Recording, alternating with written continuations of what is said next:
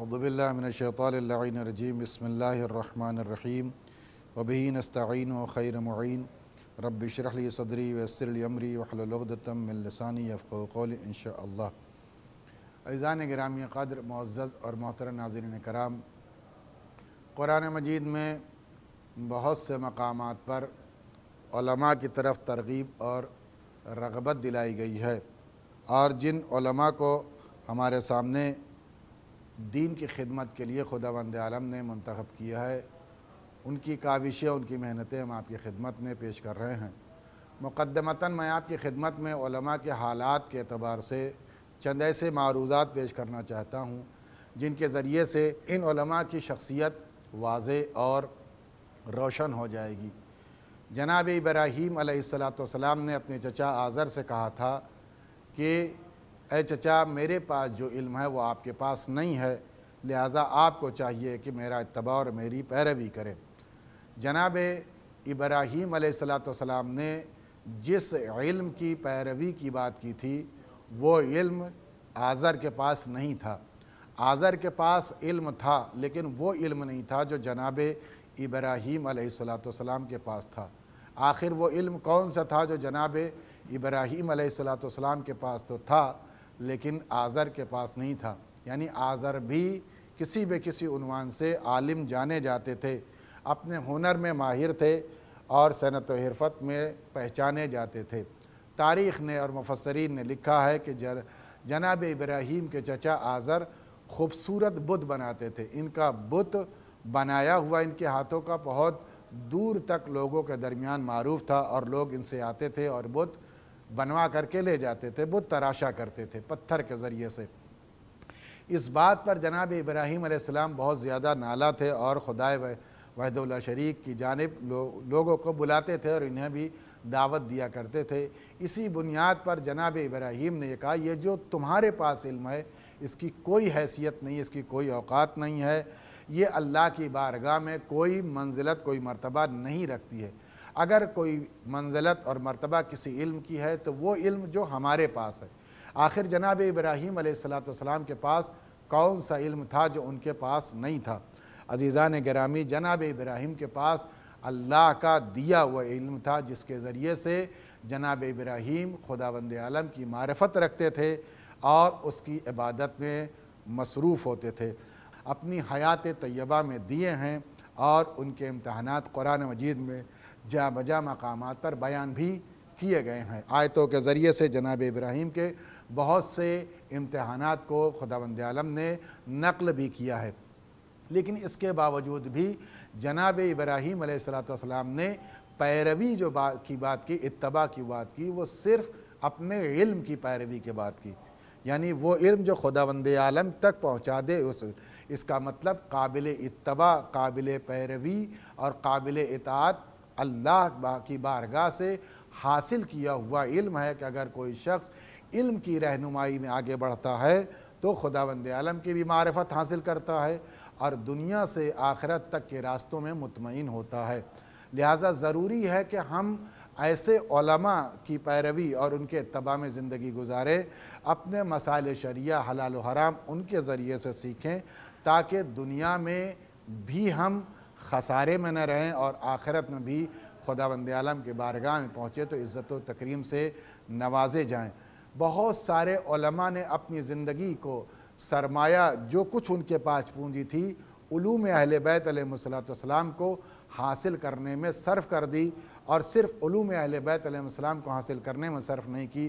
بلکہ اس علم کو جو انہوں نے سیکھا تھا اس کی ترویج و ترسیم میں بھی بہت زیادہ کوشاں رہے اور بہت دور و دراز کا سفر طے کرتے رہے تاکہ اس کے ذریعے سے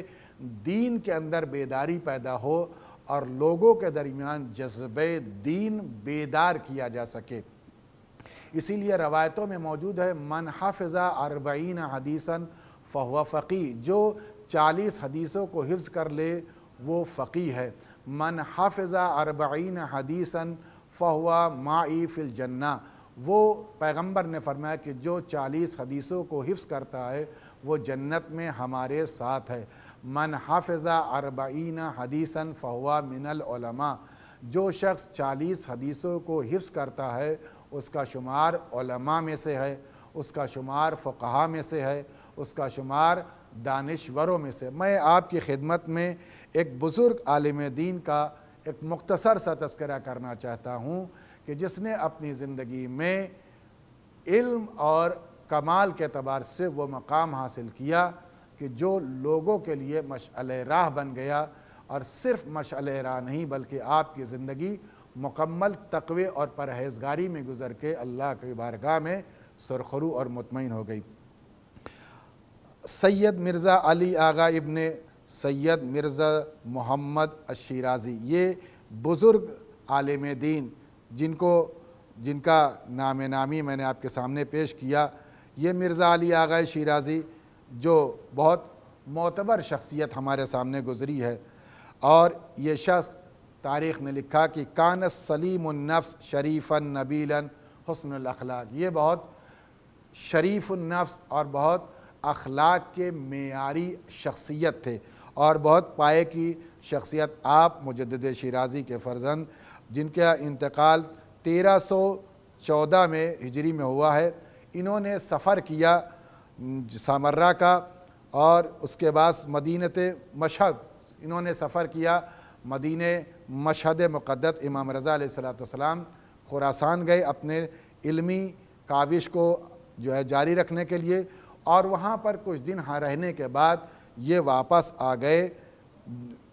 سامرہ، اور سامرہ میں انہوں نے قیام کیا۔ سامرہ قیام کرنے کے بعد انہوں نے وہاں پر درس و تدریس کا سلسلہ شروع کیا، یہاں تک یہ عالم، مجاہد، فقیہ اور بہت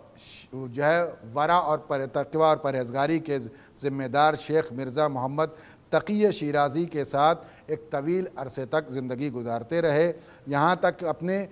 علمی حلقے کو اور اس طریقے سے بڑھاتے رہے کہ آپ کے درمیان مجلس علماء میں آپ کا ایک معیار اور ایک بلند مقام تھا، یہاں تک کہ تاریخ میں لکھا گیا کہ آپ نے سامرہ کا سفر 1333 اس میں وہ تمام کر کے آپ مدینہ کاظمیہ تشریف لائے اور وہیں پر قیام کیا، اور اس کے بعد نجف اشرف آئے۔ اس کے بعد شیخ مرزا شیرازی جن کا انتقال کربلا میں 1338 ہجری میں ہوا، ان کے انتقال کے بعد آپ وہاں پر آ گئے اور سلسلہ تقلید کو جاری و ساری رکھا۔ یہ میں نے آپ کے سامنے مختصر سا خاکہ آپ کی بزرگی کے اعتبار سے بیان کیا کہ آپ کے یہ سفر تھا کہ آپ مشہد گئے، مشہد سے سامرہ آئے، سامرہ سے کاظمان گئے، کاظمان سے کربلا نجف اشرف آئے، اور نجف اشرف سے آپ مرزا آغا علی شیرازی کربلا مقدس آئے اور وہاں وقوع پذیر رہے، اور ایک عرصے دراز تک علم کی خدمت کرتے رہے اور لوگوں کو ان کی تشنگی سے علم کے ذریعے سے سیراب کرتے رہے۔ یہ آپ کی بزرگی ہے کہ اتنا سال گزر جانے کے بعد بھی خداوند عالم نے آپ کا تذکرہ باقی رکھا ہے، اس لیے کہ